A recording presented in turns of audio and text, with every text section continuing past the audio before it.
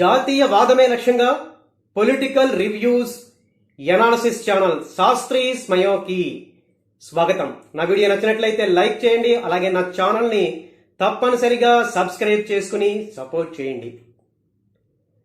Confident Modi, ఫ్రస్ట్రేషన్లో మమతక్క, ఇది బెంగాలీ ముఖ చిత్రం. ఈ స్టేట్మెంట్ని డీకోడ్ చేస్తే మనకి రెండు విషయాలు అర్థమవుతాయి. మొదటి విషయం, మోడీ షా డైరెక్షన్లో భారతీయ జనతా పార్టీ కాన్ఫిడెన్స్తో వెస్ట్ బెంగాల్లో అధికారాన్ని సాధించడానికి ముందుకు అడుగులు వేస్తుంటే, మమతా బెనర్జీ ఫ్రస్ట్రేషన్లో అధికారం దూరమవుతుందనే భయంతో వెనక్కి అడుగులు వేసే ఒక విచిత్ర దృశ్యం కనిపిస్తుంది మనకి. నవంబర్లో బీహార్లో ఎలక్షన్స్ కంప్లీట్ అయ్యాయి. ఎన్డీఏ ఘన విజయం సాధించింది. అక్కడ ఎలక్షన్స్ ఇలా కంప్లీట్ అయిందో లేదో వెంటనే నరేంద్ర మోడీ వెస్ట్ బెంగాల్ రాజకీయాల మీద కాన్సన్ట్రేట్ చేయడం జరిగింది. వెస్ట్ బెంగాల్లో పర్యటిస్తూ కాన్ఫిడెన్స్తో ఒక స్టేట్మెంట్ ఇవ్వడం జరిగింది. ఆ స్టేట్మెంట్ ఏంటంటే, బీహార్ నుంచి గంగా వెస్ట్ బెంగాల్కి ప్రవహిస్తోంది, అలాగే బీహార్ నుంచి అధికారం వెస్ట్ బెంగాల్కి ప్రవహించబోతోంది. బీహారీ ప్రజలు ఆటవిక రాజ్యం అధికారంలోకి రాకుండా అడ్డుకున్నారు. అలాగే బెంగాలీ ప్రజలు కూడా మహా ఆటవిక రాజ్యాన్ని అధికారం నుంచి దించబోతున్నారు అంటూ స్టేట్మెంట్ ఇవ్వడం జరిగింది.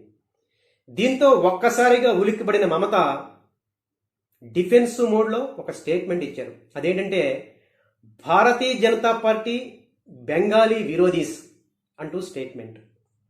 మొదటి స్టేట్మెంట్లో నరేంద్ర మోడీ బీహార్ నుంచి అధికారం బెంగాల్కి ప్రవహించబోతుందంటూ ఇచ్చిన స్టేట్మెంట్లో ఒక కాన్ఫిడెన్స్ కనిపిస్తే, మమతా బెనర్జీ ఈ బెంగాలీ విరోధీస్ అంటూ ఇచ్చిన స్టేట్మెంట్లో ఒక భయం కనిపిస్తుంది, ఫ్రస్ట్రేషన్ కనిపిస్తుంది.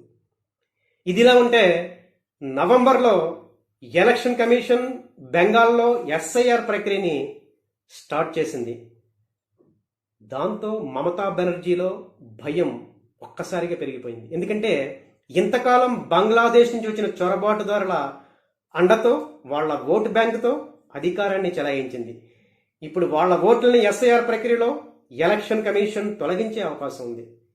దాంతో ఎలక్షన్ కమిషన్ మీద ఆరోపణలు చేస్తూ election commission BJP IT cell డైరెక్షన్లో పనిచేస్తుందంటూ సుప్రీంకోర్టులో ఎస్ఐఆర్ని నిలుపుదల చేయాలంటూ పిటిషన్ వేయడం జరిగింది. తనే స్వయంగా అడ్వకేట్గా మారి సుప్రీంకోర్టులో వాదనలు వినిపించింది. అయితే సుప్రీంకోర్టు ఇవేమీ పట్టించకుండా ఎస్ఐఆర్ ప్రక్రియ వెస్ట్ బెంగాల్లో జరిగి తీరవలసిందే అంటూ గ్రీన్ సిగ్నల్ ఇచ్చింది.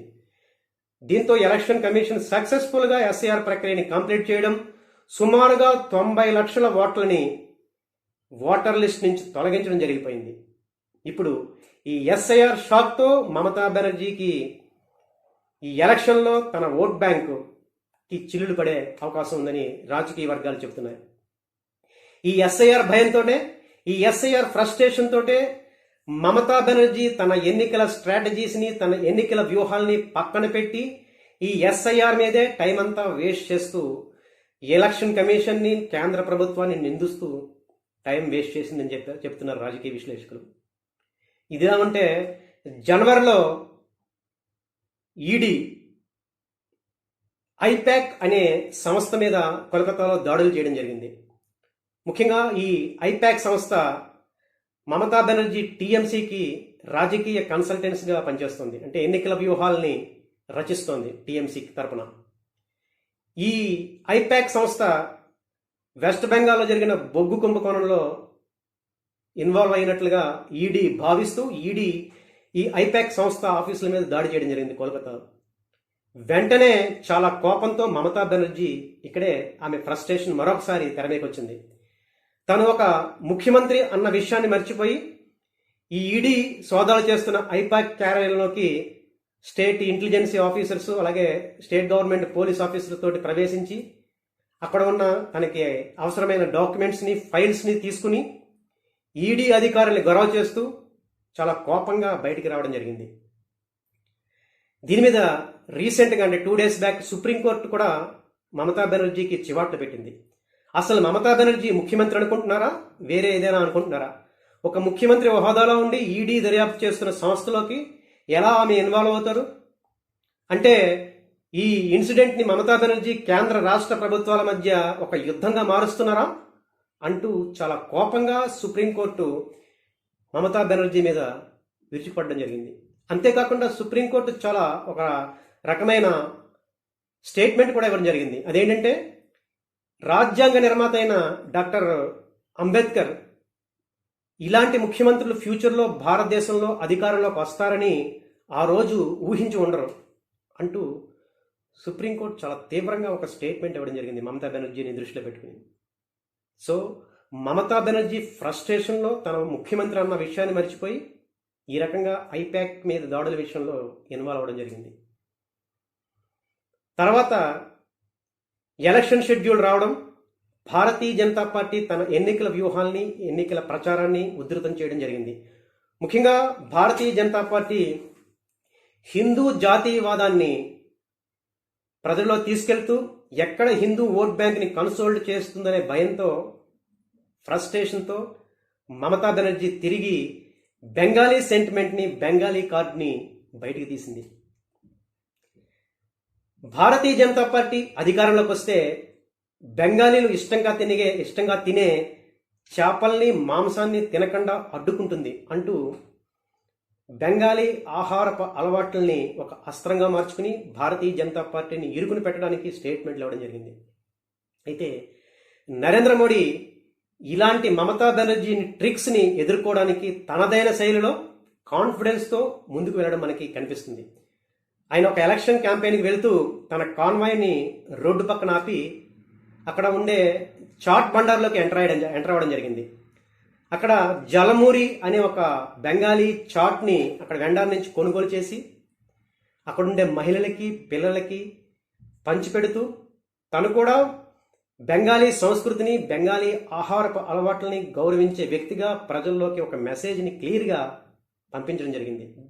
మమతా బెనర్జీ ఈ ఆహారపు అలవాట్లని ఒక అస్త్రంగా మార్చుకుని బీజేపీని ఇరుక్కుని పెట్టాలనుకుంటే బీజేపీ దాన్ని కౌంటర్గా తను కూడా బెంగాలీ ఆహారపు అలవాట్లకి గౌరవిస్తానంటూ ఈ జల్మూరి ఇన్సిడెంట్ ద్వారా నరేంద్ర మోడీ ఒక మెసేజ్ని బెంగాలీ ప్రజలకు పంపించారు.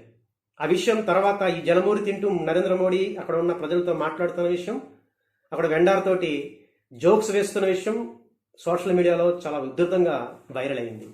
ఈ రకంగా ప్రతి విషయంలోనూ మోడీ, బీజేపీలు కాన్ఫిడెన్స్గా ముందుకెళ్తుంటే మమతా బెనర్జీ మాత్రం ఫ్రస్ట్రేషన్లోకి కూరుకుపోతున్నారు. ఇప్పుడు ఫస్ట్ పేజ్ ఎలక్షన్స్ 152 స్థానాలకు జరిగింది. ఏకంగా స్వతంత్ర భారతదేశ చరిత్రలో బెంగాల్లో 92% ఓటింగ్ జరిగింది. ఈ ఓటింగ్ తమకే అనుకూలంగా ఉందని భారతీయ జనతా పార్టీ ప్రచారం చేస్తుంది. నరేంద్ర మోడీ అయితే కాన్ఫిడెన్స్గా మే 4న బెంగాలీ ప్రజలకు తాను స్వీట్లు తినిపించబోతున్నానంటూ కాన్ఫిడెన్స్గా స్టేట్మెంట్లు ఇస్తుంటే మమతా బెనర్జీ మాత్రం చాలా సైలెంట్గా ఒక మూల నుంచి ఒక స్టేట్మెంట్ ఇస్తూ బెంగాలీ ప్రజలు మళ్ళీ టీఎంసీనే కోరుకుంటున్నారు, అందు గురించి ఈ రకంగా హై ఓటింగ్ జరిగిందంటూ స్టేట్మెంట్ ఇవ్వడం జరిగింది.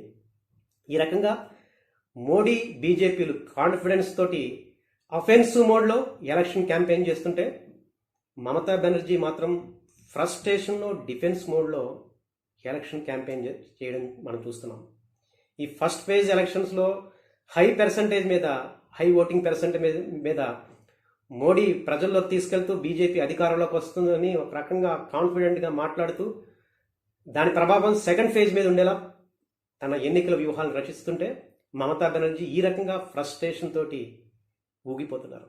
ఇది ఈరోజు నా వీడియో. భారతీయ జనతా పార్టీ, మోడీ కాన్ఫిడెంట్గా ఎన్నికల్ని ఎదుర్కొంటున్నారా? మమతా బెనర్జీ ఫ్రస్ట్రేషన్లో అధికారానికి దూరం కాబోతున్నారా? మీ అభిప్రాయాన్ని కామెంట్స్లో తప్పనిసరిగా తెలియజేయండి. Thank you.